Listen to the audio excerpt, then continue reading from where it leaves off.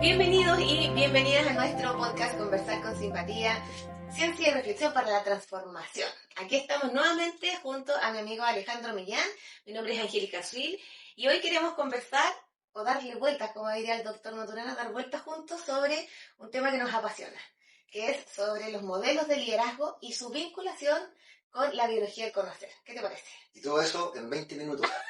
¿Qué te parece? Vamos a hacer todo lo mejor posible. ¿Qué es lo que se puede hacer? Vamos a hacer todo lo mejor posible que podamos hacer.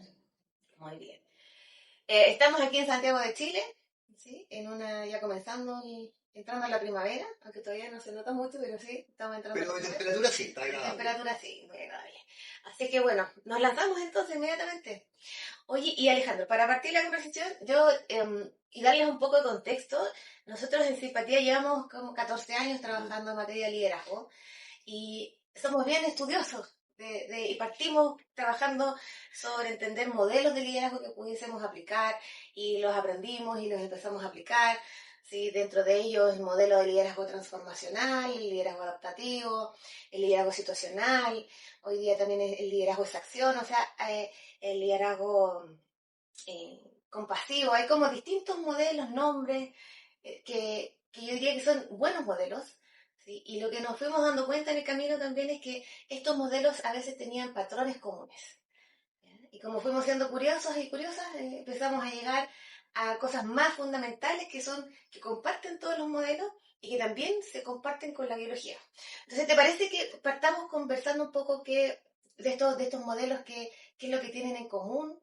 ¿Ya? Y para qué también nos sirven entender los modelos de liderazgo.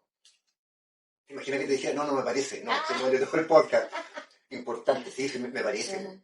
Claro, nosotros lo que hemos ido identificando entre otros modelos, hay muchos más, una vez hicimos un Uh-huh. listado y habían como más de 20 modelos y la cantidad de literatura al respecto es infinita.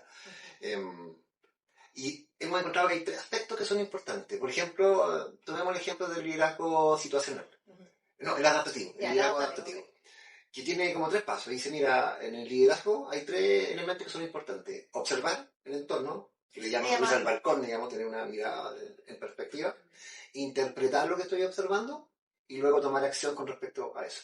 Y esos 3 elementos hemos encontrado que aparecen después en otros modelos de liderazgo, como por ejemplo el liderazgo acción. Claro, con otros nombres. Pero en el fondo es también la orientación de cómo mapear un sistema, cómo mapear el equipo, cómo saber dónde estás, cómo empezar a recopilar información, conocer el equipo, saber quién eres tú también dentro de ese sistema, reflexionar sobre aquellas cosas que están pasando, hacerse preguntas y interpretar esa información y sobre eso empezar a implementar acciones. Por ejemplo, este modelo de Jim Clemmer también dice 3 palabras, súper importantes. Entienda, reflexione, entienda y haga. ¿Ya? Que son primos hermanos de observar, interpretar y hacer. Son primos hermanos de esto. Y en el fondo también estos modelos, lo que nosotros fuimos entendiendo es que a la base tienen algo que este patrón común tiene que ver con el aprendizaje. O sea, hoy día nosotros sabemos que el liderazgo es sinónimo de aprendizaje. Liderazgo igual aprendizaje. ¿Qué aprendizaje? El aprendizaje que un equipo o sistema necesita para avanzar, prosperar, ¿ya? Y para lograr los objetivos que tiene, que son desafiantes en mundos más inciertos, mucho más cambiantes, con mayores niveles de incertidumbre. Entonces, el aprendizaje, como aprende una organización, se vuelve algo elemental. Y esto para mí es como la base que tienen estos modelos. ¿Ya? Y nosotros fuimos descubriendo también esto y cómo lo vinculamos con los procesos más científicos. Porque desde la biología del conocer hicimos el match. ¿Sí? Y también aparece una triada. También una triada. Claro. También prima hermana de lo que mencionan otros Exactamente, modelos. porque claro, en el aprendizaje, que importante, aprendizaje, cambio conductual, eso que no se nos olvide, tiene que ver con conocer, comprender y tomar acción. Exacto. Y el ser humano, a lo largo de toda la historia, desde que nacemos hasta también cuando ya no estamos acá y lo hemos conversado en otros podcasts, estamos en un constante proceso de aprendizaje. Entonces, y si tú empiezas a mirar cómo aprende el ser humano, nos vamos a dar cuenta que muchas de estas cosas que mencionan estos fabulosos autores tiene que ver con entender cómo el ser humano aprende, cómo se va relacionando con nuevas experiencias, cómo las incorpora a su cotidiano, entiende cómo las circunstancias Y la comprensión no tiene que ver con un tema lógico racional, sino que con un cambio sensorial en tu organismo, por la experiencia vivida, por la experiencia encarnada, como diría un colega, y en función de eso, tú empiezas a actuar de determinado modo, dada la experiencia que ya has configurado en tu hechura biológica para que este cambio permanezca en el tiempo. La verdad es que la otra vez, preparando algunos otros temas, hablábamos de ese tema que me haga sentido, que conversamos harto de la palabra que me haga sentido, y al final llegamos a ese tema que es un tema sensorial, que esté incorporado en mi cuerpo, en mi totalidad, como estos elementos que conocí en algún minuto, cómo se sensorializan. Claro, cómo los incorporo, es decir, que pasen por el cuerpo y que yo, de tal manera que diga, sí, esto para mí es adecuado, y yo empiezo a actuar en torno a eso que fui incorporando, fui desarrollando y fui aprendiendo, como diríamos, a mostrar con conductas o actitudes que ya tú dices, sí, la persona aprendió. Y hay un tema ya que es importante con respecto a temas, por ejemplo, con seguridad, etcétera. Hemos conversado, porque hemos trabajado en organizaciones, que este paso de interiorizar, de comprender, se salta habitualmente. Y se pasa del conocer a la acción. Oye, pues si la gente fue a un taller, ya se le dio la instrucción y no cambia la persona. ¿Qué es lo que le falta? Esto de detenerse a comprender, a interpretar, a reflexionar, para justamente ir tomando acciones que sean mucho más oportunas o no, pero a la vez también porque esto tiene mucho que ver el aprendizaje con un proceso de ir como conociendo momento a momento, y hay las cosas que, por ejemplo, no nos sirven, desecharlas rápido. Esto tiene que ver harto con las metodologías ágiles, cuando nosotros vamos experimentando cosas nuevas que no sabemos cómo van a resultar. Tenemos que ir probando, y si nos sirve, rápidamente abandonar y pasar a una siguiente forma de ejercer hasta que logremos como el camino adecuado. Y eso también tiene que ver con esto de los modelos de liderazgo optativo, donde yo voy probando qué cosas sirven, qué no, lo suelto, me equivoco, pruebo otra idea y así. Se me acaba de ocurrir una idea inspiradora en este momento. Que la naturaleza, el proceso de vida, tiene que ver con eso. Claro. La vida se adapta. Oye, estoy en un ambiente húmedo, bueno, genero plantas verdes, etcétera. Estoy en un ambiente seco, bueno, me adapto y me transformo en cactus. Es decir, esta misma planta que en unos ambientes necesita una cantidad enorme de agua, en otro ambiente, siendo el mismo proceso de vida, necesita sequedad. Y eso a veces no lo entendemos, ¿eh? Creemos que lo que me sirvió aquí y en este momento me va a servir después en futuras organizaciones o me va a servir para siempre. Bueno, entonces también entendiendo que, por ejemplo, todos los modelos de liderazgo que en nosotros nos sirven como una pauta para poder conceptualizar o poder avanzar en el desarrollo de los equipos. Y que esto también tiene relación en cómo nosotros natural y biológicamente aprendemos. Entonces, a mí lo que me pareció interesante es, al revés, entender primero cómo natural y biológicamente aprendemos y luego aplicar cualquier modelo de liderazgo que tenga esta connotación de aprendizaje. Ahora, hay otra cosa que es interesante, que son comunes, que conversábamos también de cuáles son los patrones comunes que hemos visto en los modelos de liderazgo. Uno tiene que ver con, el otro tiene que ver con conocerse a sí mismo. Claro. ¿Sí? ¿Qué tanto te conoces, Alejandro? Yo me conozco un montón, soy Alejandro Millán. No, hay un proceso importante, porque a partir de eso, que es como lo mínimo, saber, digamos, quién soy, cuál es mi rol, etcétera, pero también es importante conocer mi sesgo, lo que me cuesta hacer en la vida, cómo me paro frente a situaciones, etcétera. Entonces, es clave porque si yo no me conozco a mí mismo en este contexto, después la forma en que tengo de relacionarme con la persona va a tener problemas. Sí, de hecho, en muchas de estas literaturas de los modelos de liderazgo aparece esto de conocerse a sí mismo y transformarse. Porque, claro, y si nosotros lo miramos desde la biología del conocer, también tiene que ver con esto de que toda transformación surge desde lo individual a lo social. Claro. Si yo me transformo, si yo empiezo a cambiar cosas, mi mundo cambia conmigo. Y yo voy afectando a las personas que están, o impactando a las personas que están conmigo desde el modo en que yo me transformo, desde el modo que yo estoy funcionando, operando en este momento. Oye, y ahí es clave un tema que yo creo que ocurre de repente, que estos procesos de transformación personal, de repente a mí me ha pasado que creo que porque yo me transformé, entonces la organización también se tiene que transformar. Y no, pues también tengo que dar un espacio, así como a mí me costó un tiempo transformarme, la organización también necesita espacios. O inclusive para adaptarse a la nueva forma con la cual yo me estoy transformando. Que a veces no se toma en cuenta eso y es realmente importante. Sí, por eso creo que el segundo aspecto de estos modelos, que es transversal, o sea, dijimos ya uno es el aprendizaje, claro. El segundo es conocerse a sí mismo y transformarse. Claro. Porque en la transformación surge de lo individual a lo colectivo. ¿Ya? Y por eso uno de los trabajos que se hace harto en los programas de liderazgo tiene que ver con mirar hacia adentro, mirarnos a nosotros mismos, cómo estamos haciendo lo que estamos haciendo, y también entender que somos seres históricos, que fuimos aprendiendo cosas en el camino y que hoy día pueden ser adecuadas o no al entorno en el que estamos trabajando, y desde ahí poder reflexionar, entender, actuar, o observar, interpretar, actuar. Ahora, este fenómeno de mirarme a mí mismo, que no se entienda necesariamente como una actividad individual. Es una actividad donde yo necesito la mirada de otros, donde yo te pregunto, Angélica, muéstrame a mis colaboradores. Aquí es importante hacia arriba y hacia abajo, sobre todo si estoy en organizaciones muy jerárquicas. Si le pregunto a la gente que está a mi cargo, a mí, entonces si le pregunto que me den feedback, va a ser complicado a esas personas. A lo mejor va a ser más fácil hacia arriba, pero es importante que me mire a mí mismo, pero en compañía con otros. Así es. En estos modelos también hablamos que hay una herramienta que es, bueno, le llaman herramienta a los modelos, en la biología le llamamos mecanismo, ¿sí? Pero que nos permite esta transformación, nos permite ir generando el aprendizaje, conocerse a sí mismo, e ir cambiando progresivamente. ¿Cuál es esa herramienta? Ah, pregunta prueba. Y tú estás haciendo trampa porque tienes un torpedo que mira. Pero no, yo la tengo incorporada. La conversación. Súper importante la conversación, conversarlo. Las personas que están en estas relaciones de liderazgo, una de las cosas que hacen muy a menudo es conversar. Conversar. Sí, porque en definitiva nosotros hemos contado a muchas personas que la conversación tiene que ver con un cambio estructural, tiene que ver con una interacción con otro, en donde yo gatillo cosas en mí y en el otro a la vez. Y esa modificación estructural tiene que ver con un cambio que es progresivo y que va pasando lo queramos o no. Por eso es tan importante que las organizaciones o las familias, ¿de qué conversan? Porque nos transformamos también en torno a lo que conversamos, que lo mantenemos en un determinado tiempo. ¿Sí? Ayer justo estaba dando una charla sobre ética en tiempos de transformación y les mostraba, miren cómo las culturas que están en ambientes de guerra, qué redes de conversación tienen versus las que están en culturas de paz.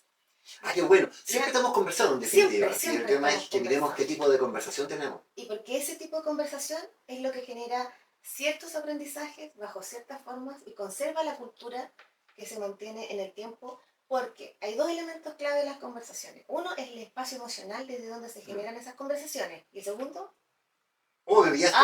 ¿Un espacio emocional? Claro, las emociones y el lenguaje que vamos trabajando desde el lenguaje entendido no solamente por lo que decimos, sino que también lo que imaginamos, lo que pensamos, lo que describimos, lo dicho o no dicho.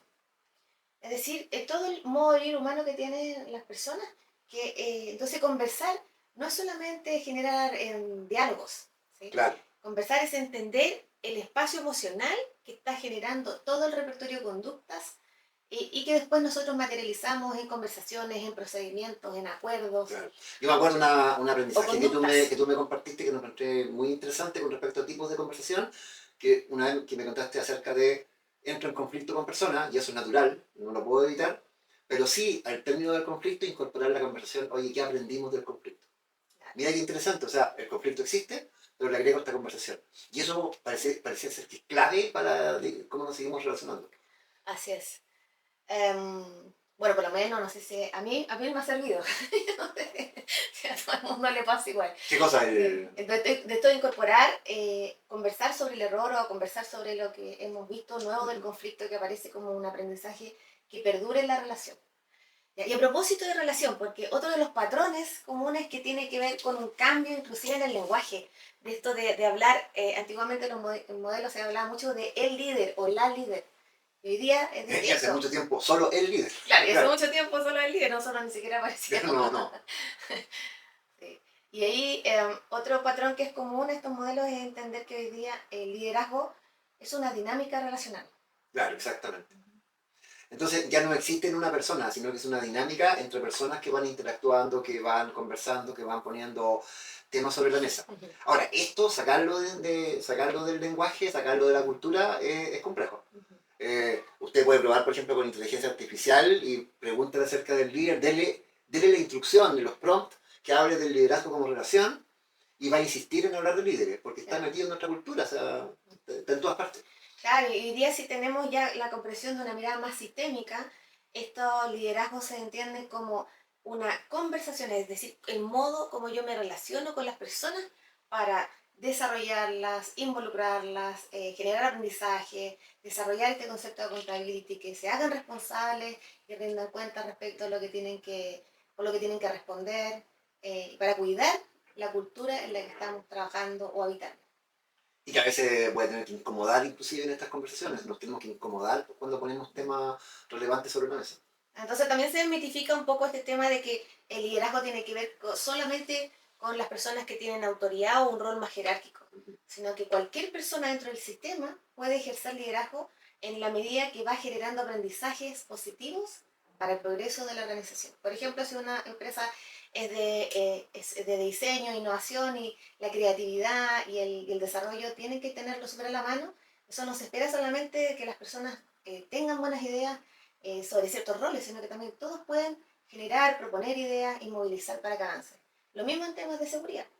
Claro, yo me acuerdo en una experiencia que tuvimos hace poquito, que era como una máquina en una faena que sacaba helados y no nos funcionaba y llamamos a la señorita que estaba a cargo de las máquinas, que era una dependiente que estaba ahí, y bueno, resumen, lo que nos mostró es que no estábamos leyendo las instrucciones, que eran solo 3 instrucciones y nos estábamos saltando una. Y mira lo que interesante, que esta señorita en su rol, que estaba atendiendo el mesón, nos dice, y esto es súper importante para la seguridad. Si ustedes no leen las instrucciones, algo les puede pasar en terreno. Es decir, esa persona que lo hizo ahí, pide, es un acto de Haciendo porque liderazgo. no estaba educando, aprendiendo, No estaba... incomodó, puso un Sí, tema sobre la mesa. claro, puso esto para que nosotros pudiéramos cuidarnos, pero con cierto propósito. ¿Sí? Y eso es bonito porque también los liderazgos tienen que ver con movilizar desde el propósito, desde los valores. En el fondo de los valores lo que nosotros valoramos, valga la redundancia, pero en el fondo es que estos valores a nosotros nos permiten ir guiando una organización no de cualquier modo. Claro. ¿Sí? Y eso también para mí tiene que ver harto con la ética y con la esencia más fundamental del ser humano, que nosotros nos cuidamos a nosotros y cuidamos a los otros. Y eso no puede ser un acto más constitutivamente amoroso. Absolutamente amoroso. Hasta me da rabia. Claro, te dio rabia. No, sí, como que Golpeaste la mesa. Sí. ¡Alce! O si no, yo... van a ver quién soy. No, pero acá, de lo que estamos hablando, y fíjate que se olvida, porque las organizaciones tienen definidos los valores, que los ponen cuando hay en general auditorías de calidad, la gente pone los valores. Pero lo importante del valor es que es un tema que yo debiese poner sobre la mesa justamente cuando surgen esos temas complicados. Oye, ¿hago este negocio o no hago este negocio? ¿Invertimos aquí o no invertimos acá? Mira, fíjate que no, tenemos un valor el cuidado de las comunidades. Ah, importante. Entonces es un pavimento, es como un caminito que te va diciendo cómo voy tomando decisiones. Y nos permite recordar la cultura que queremos construir y conservar. Y ahí cualquier miembro de la organización podría de repente colocar y decir, oye, ¿sabes qué? Les quiero mostrar esto. Sí. Y lo vinculo también con esto de la biología de la mar, porque yo me acuerdo en el libro de liderazgo adaptativo, una de las frases finales tenía que ver con que el liderazgo es un acto profundamente de amor. Y yo quedé así como impresionada, porque dije, claro, pues si yo estoy haciendo cosas con otros seres humanos, ¿sí? Para cuidarme a mí, para cuidar a los otros, para cuidar a la organización, para cuidar hoy día el medio ambiente, me parece del todo coherente con entender nuestra naturaleza humana, que es constitutivamente mucho más amorosa y que nosotros tendemos siempre a buscar ese camino para armonizar nuestro vivir, porque de otro modo nos pasan nuestras cosas, pues nos caemos en el malestar, en la desintegración de las comunidades, de las organizaciones. Y aquí interesante, cosa de revisar literatura. Siempre, inclusive hasta los hechos más malévolos a nivel de nación, etc. Si yo voy al origen, siempre las personas declaran que están cuidando algo. O sea que hay un acto amoroso. Ahora, el problema es que ese acto amoroso de repente puede ser una guerra y puede pasar por encima de otro. Pero es difícil encontrar ese líder tipo dibujo animado que está en una torre y que solo quiere destruir el mundo. Siempre hay una razón amorosa de fondo. El tema es que esas razones amorosas sean conversadas, sean consensuadas, sean éticas. Sean éticas, etcétera, que es otro tipo de conversación. Entonces la brújula ética para mí también hoy día cobra mucha relevancia porque tenemos que ser mucho más conscientes, estar atentos de las decisiones que estamos tomando y cómo esto nos están afectando a nosotros mismos, a los otros y a las comunidades. Buen tema para un podcast, la ¿Hablemos ética. Sí, de la ética. Perfecto. Oye, y ya pues hemos llegado ya a nuestro tiempo y en el fondo, si tú tuvieras que decirle algo a la audiencia respecto a los modelos y estos patrones comunes, ¿con qué te quedas de esta conversación para compartir? me quedo con el tema que el liderazgo tiene que ver con organizaciones que aprenden, tiene que ver con aprendizaje. Aprendizaje del medio, aprendizaje mío con respecto a mí mismo, pero el aprendizaje es súper importante, algo que me gustaría dejar ahí sobre la mesa. Yo también, de lo importante que es conocerse a sí mismo y para empezar a transformar desde nosotros hacia los demás. Perfecto. Y también que no tenemos que olvidar que justamente el liderazgo es una dinámica relacional, por lo tanto, el modo como nos relacionamos en el día a día y lo cotidiano es clave de darnos cuenta cómo lo estamos haciendo. Y la música de las organizaciones, lo que yo veo de una organización, probablemente va a ser el reflejo de estas relaciones de liderazgo que están ocurriendo. Y ahí mirar siempre las emociones de donde nosotros no estamos Totalmente. viviendo el día a día. No sería del podcast que hicimos con respecto a emociones, que ahí hablamos de eso. Ya, pues los dejamos muy cordialmente invitados a que nos sigan en nuestras redes, en Simpatía Consultores, y también en nuestros canales de YouTube y Spotify en Conversar con Simpatía. Me encanta conversar contigo, Alejandro. Igualmente, ha sido una conversación amorosa. Espero. Que esté muy bien. Chao, que esté muy bien.